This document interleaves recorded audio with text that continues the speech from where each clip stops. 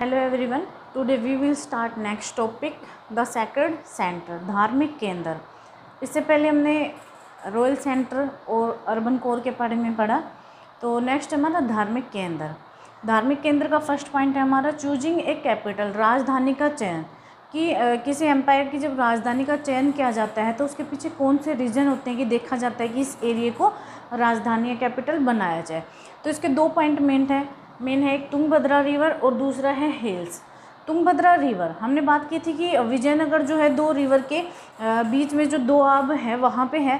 जब हमने बात की थी एक ऊपर कृष्णा रिवर और नीचे तुंगभद्रा रिवर उसके जा रही है। तो इसमें देखने वाली चीज़ ये है कि तुंगभद्रा रिवर का क्या बेनिफिट विजयनगर को हुआ है।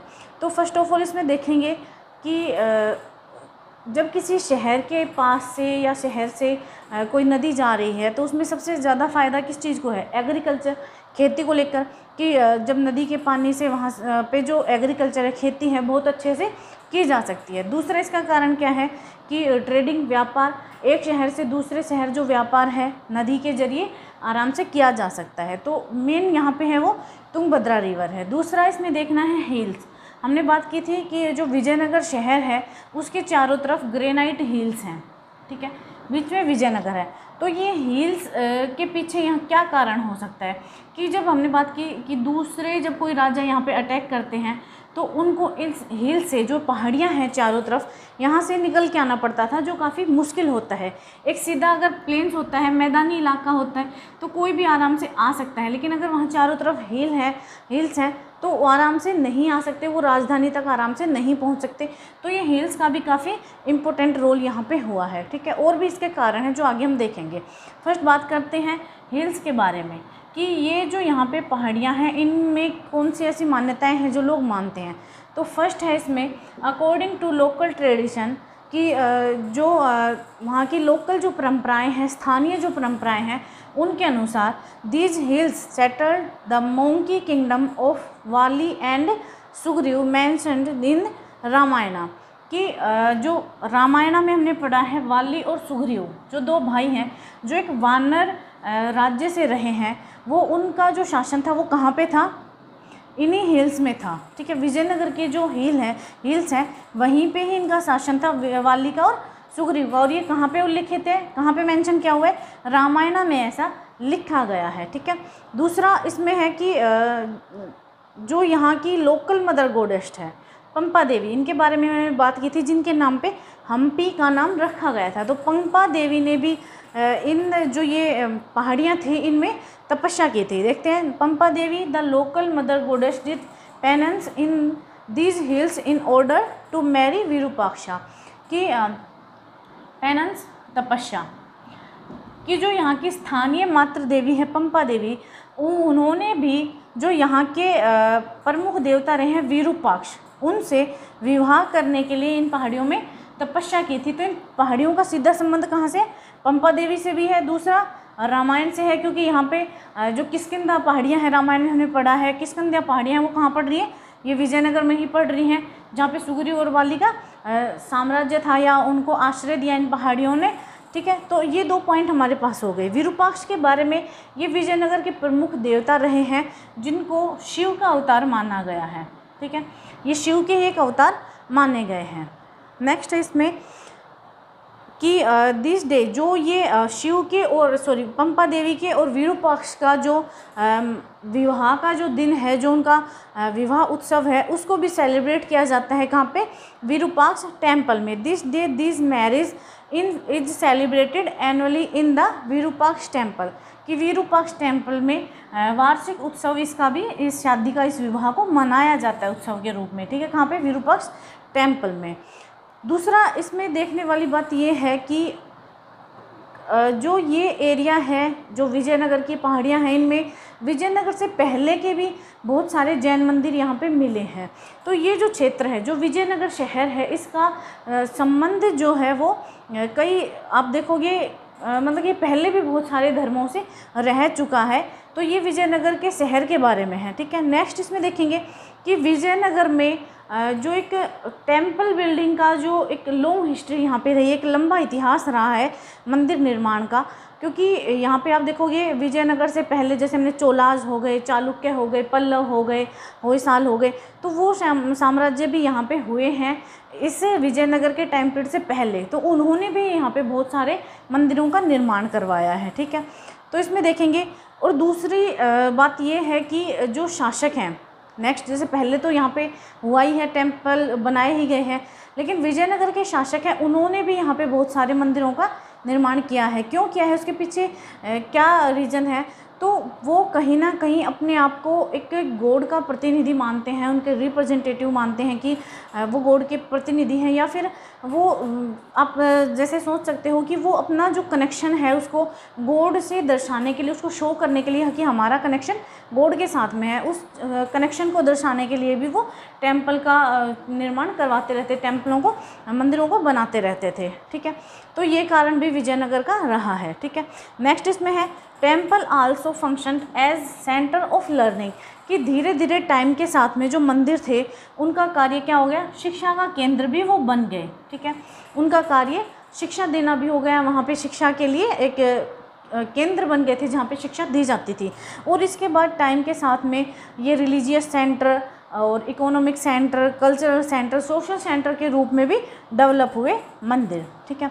नेक्स्ट इसमें है कि विजयनगर के जो शासक थे, मैंने बताया कि वो अपने आप को भगवान से जोड़ने के लिए, उनके साथ उनका कनेक्शन है ये शो करने के लिए मंदिरों को बनवाते थे। तो है the Vijayanagara kings claimed to rule on behalf of the god Virupaksha, कि उनका क्या मानना था, क्या शो करते थे कि वो जो गॉड विरूपाक्ष है, भगवान विरूपाक्ष है, उनके बेस पे यहाँ पे शासन कर रहे हैं। ये उनका दावा था, क्लेम करते थे कि वो भगवान विरूपाक्ष की तरफ से यहाँ पे शासन कर रहे हैं, ठीक है। नेक्स्ट, और उसी को लेकर all royal orders were signed Shri Virupaksha in the Kannada script, कि उनके जो रॉयल ऑर्डर्स जो होते थे, जो शाही आदेश होते थे, सभी शाही आदेश पे एक मार्क होता था, साइन होता था किस चीज़ का, श्री विरूपाक्ष उन पे लिखा होता था शाही आदेश पे। कौन सी स्क्रिप्ट में, कन्नड़ स्क्रिप्ट, जो कन्नड़ लिपि थी, कन्नड़ भाषा थी, उसमें लिखा होता था हर आदेश के ऊपर श्री विरूपाक्ष। तो ये लिखने का पर्पज़ क्या था उनका, यही दर्शाना कि वो भगवान विरूपाक्ष की ओर से यहाँ पे शासन कर रहे हैं, ठीक है।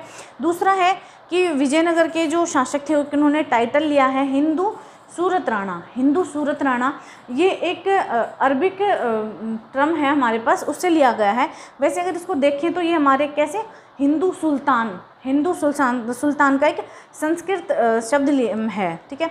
तो इसके बारे में देखते हैं। This was a Sanskritization of the Arabic term sultan, यानी कि जो अरबिक शब्द है, अरबी भाषा का शब्द है सुल्तान, उसका संस्कृतिकरण किया गया है इस शब्द को, यानी अरबिक भाषा से एक सुल्तान जो शब्द है उसको उठा के और संस्कृत में उसको किया गया है हिंदू सूरत राणा, ठीक है, जिसका मीनिंग क्या है, किंग, और उसका मीनिंग क्या है, राजा है।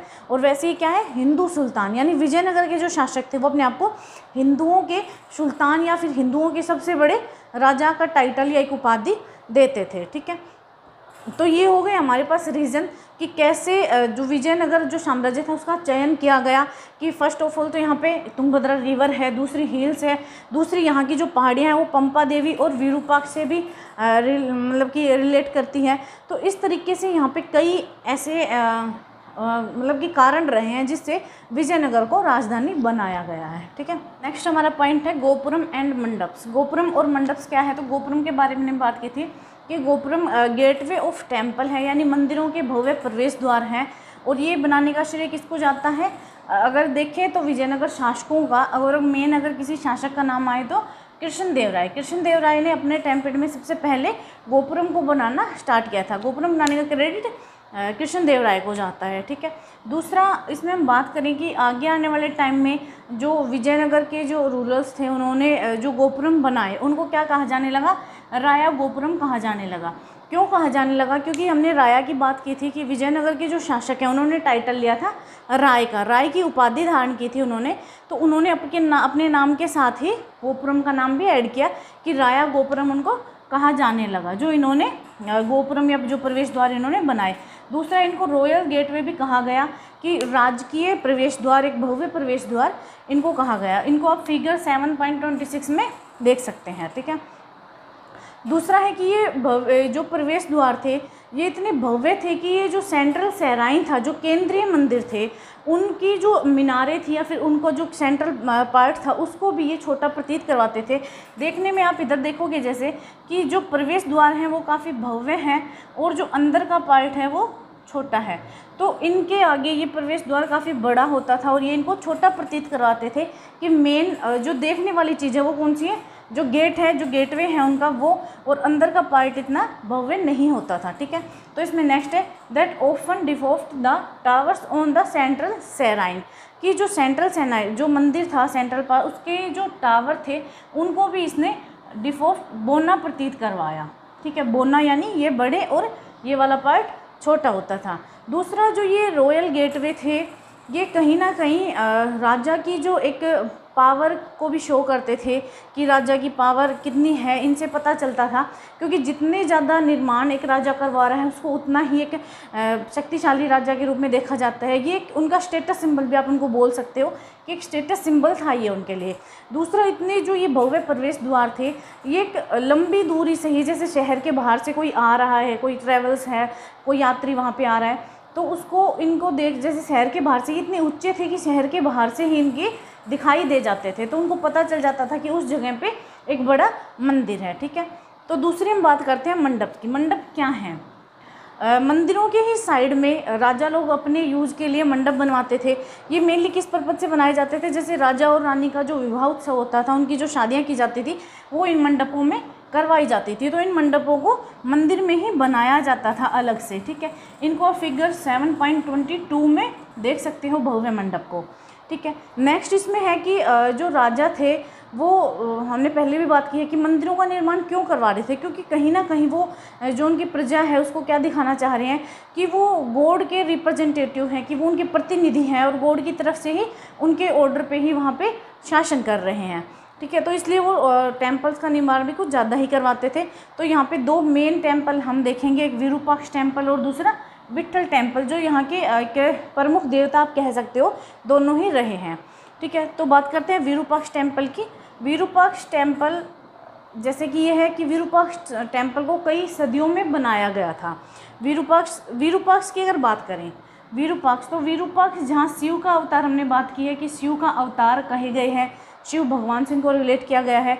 वहीं विट्ठल को किससे? विष्णु से, ठीक है। विट्ठल कौन हो गए? विष्णु भगवान के अवतार, और विरूपाक्ष शिव भगवान के अवतार माने गए हैं।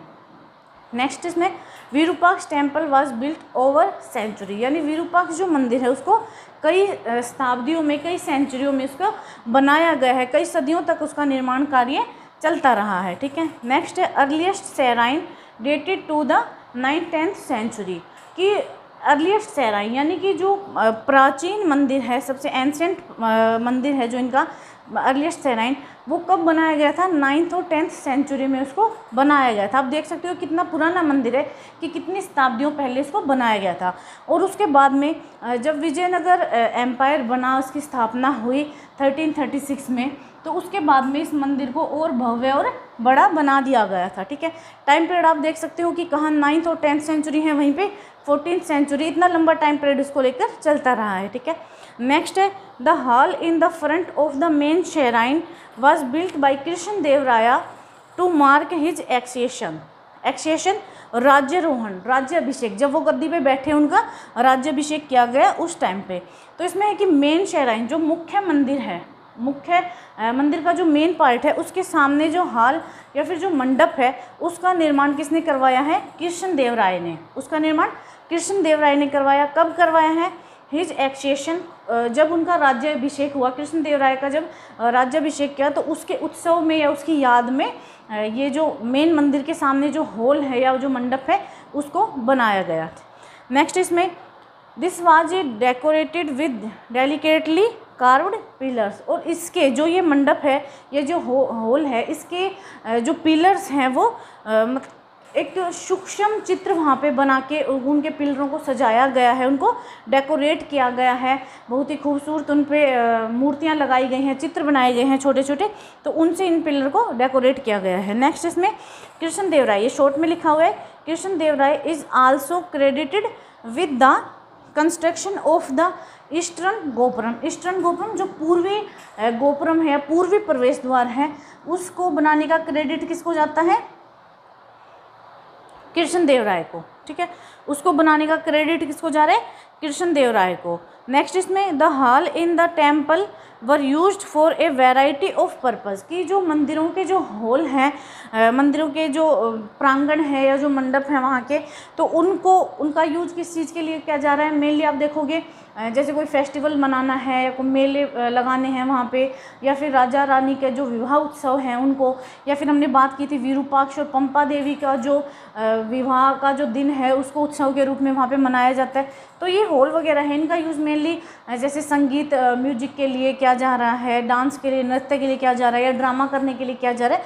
तो काफ़ी पर्पज से इनके जो हॉल है उनका यूज किया जाता रहा है। ठीक है, नेक्स्ट है इसमें विठला मंदिर। ठीक है, विठल हमने बात की है कि विठल किसका अवतार माने गए हैं? विष्णु का। तो इसमें देखते हैं द मेन डिएटी, डिएटी होता है देवता यानी मुख्य भगवान। The main deity was Vitthala a form of Vishnu generally worshipped in Maharashtra, कि जो मुख्य देवता हैं इनके कौन से हैं? विठला है, और ये मुख्य रूप से जनरली कहाँ पे पूजे जा रहे हैं? महाराष्ट्र में। ठीक है, महाराष्ट्र में इनको पूजा जा रहा है। विजयनगर की हमने बात की कि विजयनगर भी कहाँ पे? महाराष्ट्र में। दूसरा है कि जो विठल देवता हैं इनको कर्नाटक में भी ये पूजे जाते रहे हैं, वहाँ के भी ये देवता रहे हैं।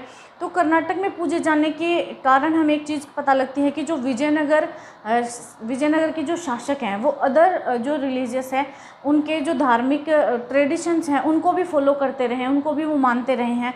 तो कहीं ना कहीं ये कर्नाटक में पूजे जाते रहे हैं और महाराष्ट्र में भी। ठीक है, नेक्स्ट इनके बारे में है this temple too has several hall and a unique shrine designed as a chariot. Chariot means Rath.